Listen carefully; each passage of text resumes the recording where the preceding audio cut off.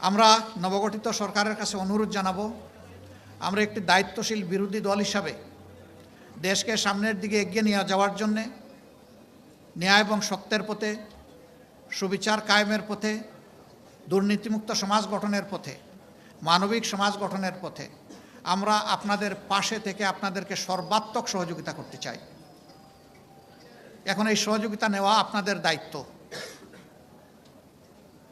কিন্তু যদি এর বিপরীত কিছু হয়, আল্লাহ রাব্বুল আলামিন যেন আমাদেরকে সামর্থ্য দান করেন, আমরা যেন 18 কোটি মানুষের পক্ষে থাকতে পারি, আমরা যেন আল্লাহর বিধানের পক্ষে থাকতে পারি। এখানে আমরা কোনো আপোষ করতে পারবো না। আমাদের রাজনীতি আমাদের জন্য নয়, আমাদের এই রাজনীতি মানবতার জন্যে। মানুষের ক্ষতি হবে আর চুপ করে আমরা বসে থাকবো, এটা আমাদের জন্য অসম্ভব। আমরা চেষ্টা করব এরকম কিছু দেখলে সরকারকে দৃষ্টি আকর্ষণ করতে। তারা যদি শুধরিয়ে নেন, আমরা অন্তর থেকে তাদের জন্য দোয়া করব।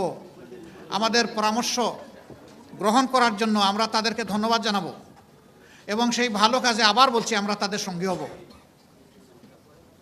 কিন্তু যদি তারা না করেন, আমরা সংসদে এবং জনগণের কাতারে দাঁড়িয়ে আমরা কিন্তু প্রতিবাদ করব, যেখানে সম্ভব, যেখানে প্রয়োজন, জাতির স্বার্থে সেখানে প্রতিরোধ গড়ে তুলব ইনশাআল্লাহ। তবে আমরা চাই না ওই পর্যন্ত যাওয়া লাগুক। আমরা চাই সরকারি দল, বিরোধী দল মিলেমিশে উদার মানসিকতা নিয়ে প্রত্যেকটি নাগরিককে সম্মান করে তার অধিকার যেন আমরা নিশ্চিত করতে পারি। উভয়ে মিলে আমরা সেটাই আশা করি এবং সেটাই আমরা করব ইনশাআল্লাহ। কিন্তু আমরা একা চাইলেও সব হবে না, প্রধান দায়িত্বটা হবে সরকারি দলের।